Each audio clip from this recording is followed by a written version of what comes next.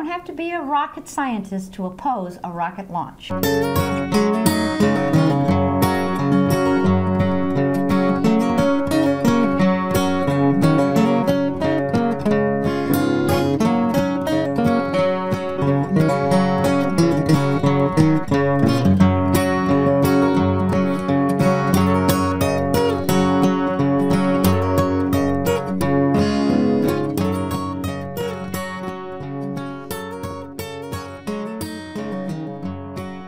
Welcome to 48th South 7th Street.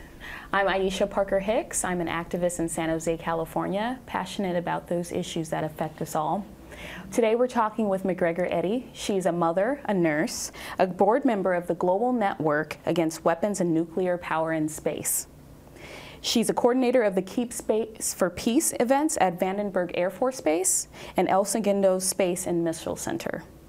MacGregor has been issued a lifetime ban and bar by the military commandment of Vandenberg and is facing 3 federal trials for attending legal peace demonstrations in the designated protest area, where there's also 8 co-defendants. MacGregor, welcome. I'm glad to be here. I'm really pleased to be here. This is nice. So tell me, why is this a passion of yours? Well, it kind of caught me by surprise. I'd been busy raising children, working as a nurse, as all of us are. We don't go around looking for new problems. And as we were running up to the Iraq War in 2002, I found out about this place pretty close to us in Santa Barbara County, where they launch rockets that put satellites into space that actually control the war in Iraq and Afghanistan, because it's all done apparently from space. And I was like, I'm going, okay. And so in 2002, I was pretty upset about what we were bombing Afghanistan and what we were getting ready to do to Iraq. And I have 3 children, and they were all grown up now. They were educated, and I've been active in the peace movement since I was 16, so I decided it was my turn to risk arrest. All these times I always was the one that was hanging back, you know, because I have children. As all of you know, children come first. So I got arrested in 2002, and that was an education. I was guilty because I had crossed the line, and I read the Nuremberg principles, which say that attacking a country that has not attacked us is a war crime, and that the soldiers on the base have the right to refuse to do it. And I read that to them, and I was convicted. And because of that conviction, even though I paid the fine and did my probation, they say I can never come near the base again. Me and about 6 other people are on this, what they call lifetime ban and bar. So that kind of intrigued me. I thought, what are they doing that they don't want us, you know, I'd only learned a little bit, so I started learning more. And yeah. I think that's a distinguishable list to be on, the ban and bar list. So what about this nukes delivery system? Well, see, that's one of the things that I learned, and it caught me by surprise. You see, like most Americans, I thought that the Cold War was over, that, you know, that we, although we're heavily armed in conventional weapons and drop lots of regular bombs, I did not think that we were developing and testing new thermonuclear warheads. You know, hydrogen bombs, they're all hydrogen bombs. Did you know that the atomic bomb is used as the trigger to set off the hydrogen bomb? I had no idea. That's it. They use they're so big, they use an atomic bomb to set off the hydrogen bomb. Anyway, that's what we have. And these bombs, we have 10,000 of them. And Russia has about the same amount. France and England have some, but I've been told that one of our Trident submarines has as many as France and England put together. So we're really talking Russia, the former Soviet Union, and the US. So, who are right now, yay, negotiating to reduce these. But there's a treaty called the Nuclear Non-Proliferation Treaty, which has gotten a great deal of publicity from the US, but mostly about other countries' obligations. So what are our obligations under this treaty? It's a very good treaty.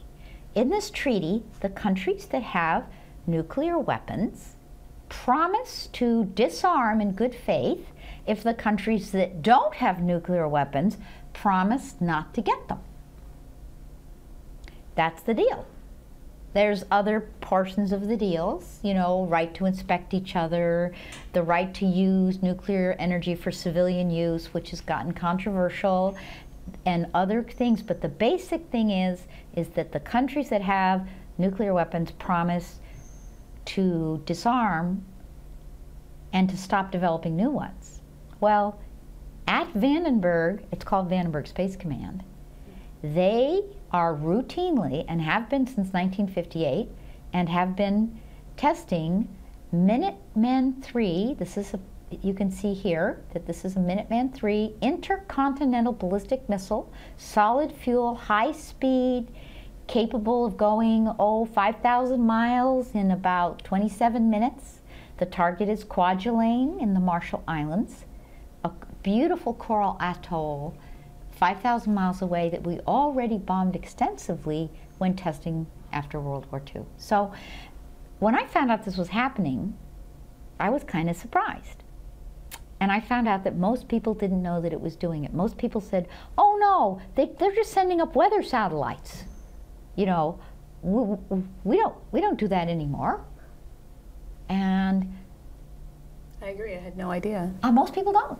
Most Americans don't know we're doing it. So to me, what we're doing at Vandenberg is trying to make the invisible visible. Because like what happens is people go out and, it's going to be a launch, let's take pictures, it's really pretty, you know, you see the trial. Where does it go down? What do you mean, where does it go down? What are they testing? What do you mean, what are they testing? It's just a rocket, isn't it cool? Well, actually they are pretty cool. I mean, I like science, and you know, I love to go see another planet, and you know, but we're not talking about that. We're talking about testing a delivery system for a hydrogen bomb. Why do we need that? These things were developed for an enemy that no longer exists, the Soviet Union. We are breaking the Non-Proliferation Treaty. It is illegal under international law to do this. So I feel that when I went to Vandenberg, I was upholding the law. Okay, so I crossed the line, that was trespassing, I was convicted. Now we have this ban and bar. Me and, let's see, Father Louis Vitale, who's a Catholic worker, who's fairly well known. Father Steve Kelly, another priest from the Pacific Life community. Dennis Apple and his wife Hortensia. A young man named Jorge Manley Gill, and a couple Catholic workers from Los Angeles. So it's mostly men, 2 women, mostly religious, a couple not. So we're kind of we're all on this list that says, get this, we can't even drive by the base and stop the car. It specifically says we can only stop the car if we have a medical emergency or if the car breaks down. Wow. So this is like a military commander issuing an order over civilians, and we're going to fight it in court, and I think we'll win. We've got wonderful lawyers who, because it's so outrageous, are saying we can take care of this. But why are they suddenly preventing us from doing the protests? People have been protesting there for years. They've been having a little peace vigil out there for 14 years, the first Wednesday of every month. And on November 4th, they came out, and a World War II veteran named Bud Booth, who is 85 years old, he flew in the Army Air Corps with Howard Zinn. Some of you may remember Howard Zinn. They flew in the same squadron. Before there was an Air Force, they know very well who he is. They came out.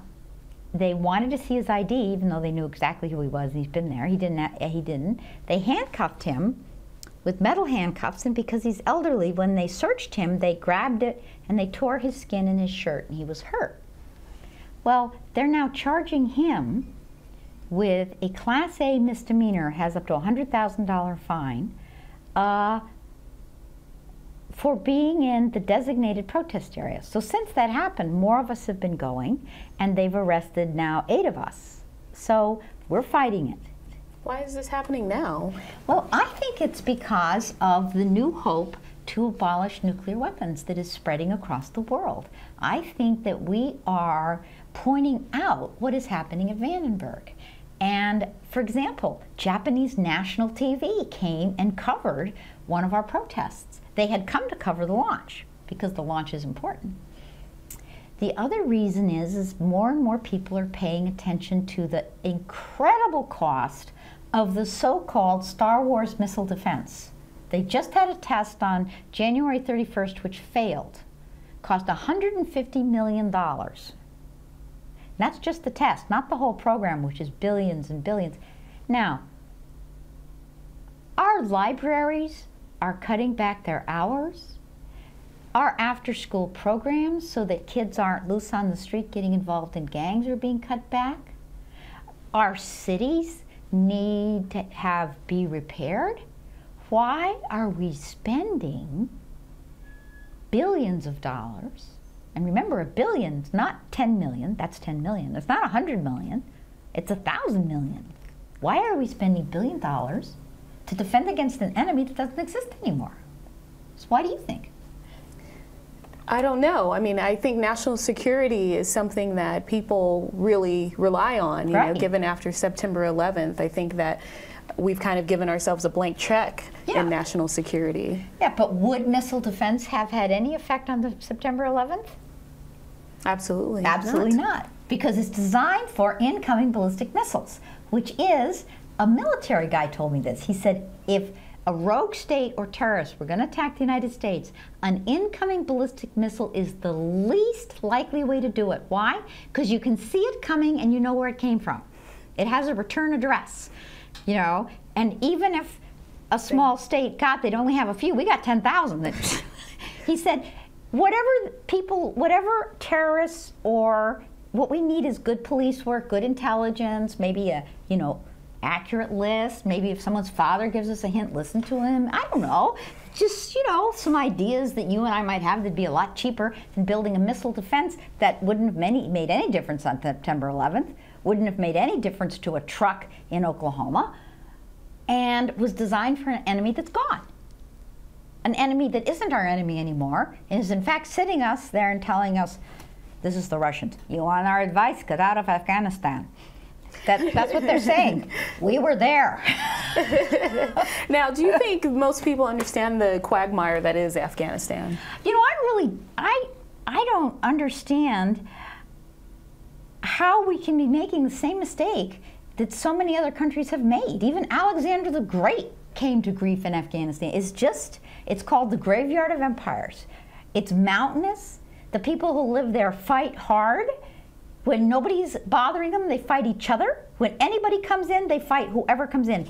That's it. If you're from outside, and I'm not making this up, we're talking 2,000 years of history. So everyone who's been there, the British Empire, the Russians, says, just, what do you think you're going to do? So my nephew was there, and he volunteered. He was gung-ho. He says to me, we're getting killed and making enemies. And this is not a sophisticated young man. This is a guy who wanted to go, thought it was really cool, and he says, we are getting killed and making enemies. It's almost like a Greek tragedy, what's going on there. It's a little bit.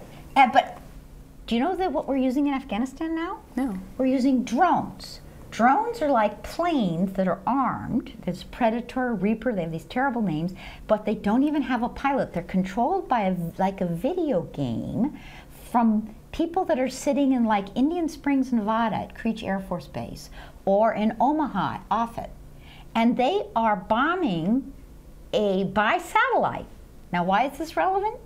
Where do you think the satellites are launched? The satellites are launched at Vandenberg. If you look here, this is what a polar orbit is. Vandenberg is the only place that we can put satellites into polar orbit. And you need polar orbit to see the whole world. That's what the military needs. And in order to control drones from around the world, you need to have those satellites in the sky launched from Vandenberg. So what does Vandenberg do? It breaks international treaties by testing thermonuclear warhead delivery systems routinely. It launches satellites that are used to dominate the entire world. What percent of the world is the U.S., roughly. 5 5, population? maybe 6, 5. you know, they say 5 point, something like that. The policy, by the way, this is not a conspiracy theory, it's like openly stated. This is the Air Force magazine. It says, space, the ultimate high ground. the space, the ultimate high ground. That means that if you've got the high ground, like remember the Battle of Gettysburg, if you have the hill, you win, right? If you control the space, as you can see here, the satellites that we have go all around the world, you control Earth. And they specifically state at Vandenberg and at the Space Commands that their goal is to deny access to space to other countries. That means that 5% of the world's population says we own the heavens above. When you look up into the night sky, the whole thing is ours. Now, I know people throw around words like arrogant and imperial, but that strikes me as a little bit presumptuous. It does sound like something out of Star Wars. It's like the whole sky, the whole space. Now the other countries do have satellites up there. You know, the European Union has, China has some, but we have the vast majority of them, and that is the goal of the Space Command. They call it, and this is their name, full spectrum dominance. That means that through satellite they control air, sea, and land, meaning they can target from land with GPS so that even the soldier on the ground in Iraq is using GPS to target and find out where he is. These chips use them. What and how much is this costing? And how many friends is it making us? And how is it making us safer? When we take a drone, a military guy told me, he said, if you do a drone attack in Afghanistan, or even a rural area of Pakistan, which we're doing now, and you kill 100 people, and 98 of them are your deadly enemies, actually the ratio is probably quite different, but 98 are your deadly enemies, and 2 are innocent civilians, you've lost, because those 2 innocent civilians have enough friends and family that will remember it, that you have replaced the 98 that you killed and created them. And that was a military guy. He says, so what are we doing? And why are we spending this money? Now, why Vandenberg? Because it's close. It's the only place in the world that we test intercontinental ballistic missiles. It's the only place in the world that we launch polar satellites. Therefore, even though it's down in Santa Barbara County, it's in our backyard. And just like we want to be, like eat locally, we're kind of responsible for what we do locally. So if we have something that is dominating the globe just down the road. So I go down, I take the train, it's a beautiful view. I invite you to come with me, call it the Peace Train, go to protests. And when they have a launch, we go out and we protest. And right now, they're contesting our right to do that. I would never think of anything in idyllic as Santa Barbara also being home to something like Vandenberg. It's actually about 50 miles from Santa Barbara. Okay. It's near Lompoc, spelled Lompoc, and it's like between San Luis Obispo and Santa Barbara, but it's huge. It is very big. It has like a 55-mile. It's right past Point Concepcion. Mm-hmm. If you take the Coastal Light train, go green, take the train. Yeah, you'll go right through it. You'll see the gantries. You'll see what would have been the space shuttle. They were going to put the space shuttle at Vandenberg, but then the Challenger disaster, remember that? Mm-hmm. They canceled that. They thought, let's just slow down with the space shuttle thing. But the shuttle still, if it can't land in Florida, it'll land in the ocean near Vandenberg. So, but the third thing that Vandenberg does is this incredible Star Wars missile defense, which is hugely expensive. And why is that relevant? I mean, life is hard. People, they're losing their houses. They're having a hard time with businesses failing. People are losing their jobs. If you do anything, I'm in healthcare. Why are we willing to give up so much of our money trillion for this elaborate system that is not needed and does not work. The last test failed. Most of them have. So I think that when we look at the libraries and the schools and even the potholes in our streets or public transit or more trains, we need to think about Vandenberg, because that's where your money is going. And I am really tired of hearing people say, "What do you think Obama's doing?" My answer is, what are you doing? Because this is a huge juggernaut that Eisenhower warned us against. Military-industrial complex. Yep, of the Raytheon and Lockheed Martin, all these people that make these things and these contracts that are already in place and these things that have already been set up. But they did cancel one. When Obama did his Pacific Asian tour, there was an ICBM launch scheduled for, you can check this, November 17th, 2009, when he was going to be in Seoul, South Korea. And since our country's asking for sanctions against North Korea for launching a couple short-range missiles, it would have been very embarrassing for us to launch a long-range missile while he was right there in Korea. And I think it's a great improvement to have a president who would find that embarrassing. Because I don't know about you, but the last one wouldn't have found that embarrassing at all.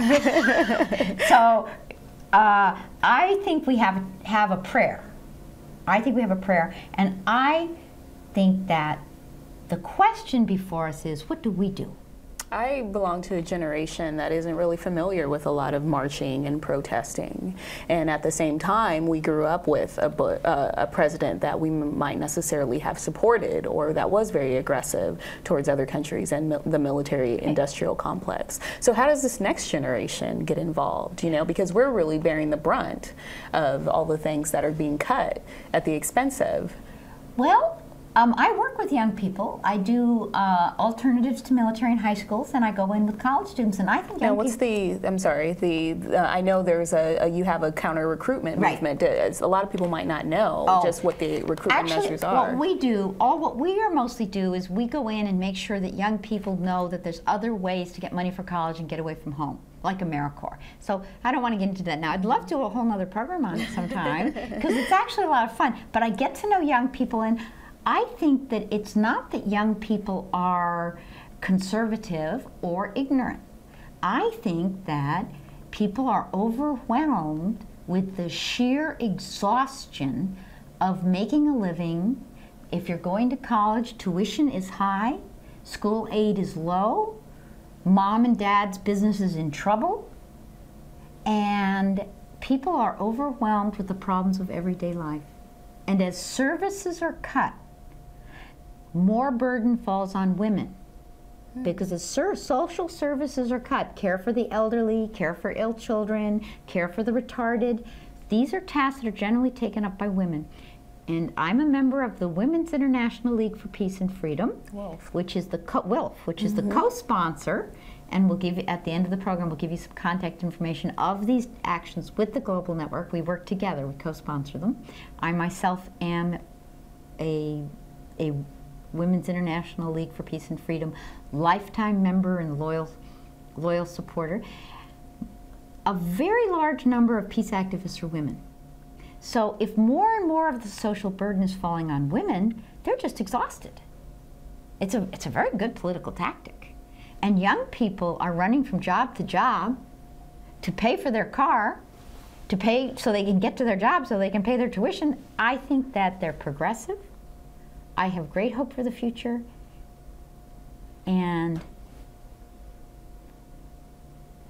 but we need to get to work and not regard it as another problem, regard it as a solution. You know, that are dealing with these huge issues. And they're not that huge because I think the reason they're cracking down on us with these ban and bars is that we're having an effective, because they canceled that launch. They wouldn't have canceled that launch if people didn't know about it. And I think people know about it because we have slowly and steadily, been educating people about what is happening at Vandenberg. So I invite you At the end of the program, there'll be contact information for the Women's International League for Peace and Freedom. Get in touch and find out when the next time we go down. It's fun. We'll take the train, low carbon imprint. I will be there. Thank you so much for coming. The passion that you have for this issue is just palpable. And you know what? It's really been a pleasure to meet you. You too. I'm so grateful that for all the information that you've given us today. And we'll have the information for everyone else that would like to participate. Right. And remember, you don't have to be an expert on these things. My motto is, you don't have to be a rocket scientist to oppose a rocket launch. Everywhere we go, we always drop a lot of bombs. Everywhere we go, we always shoot a lot of arms. How come folks around the world don't love us for our charms? When we come to set them free, says we are always building empire, building economic empire, building military empire, as the world can plainly see. If we want respect, we have to listen and to share. Give up domination, exploitation everywhere. Work for peace and justice with our neighbors and be fair. Then the world will see we care. Anymore, who's in charge to gain from post-war? Who's in charge?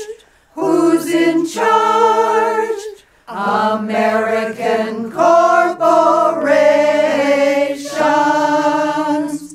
Holly, Halliburton, Holly, Halliburton, Holly, Halliburton profits from war.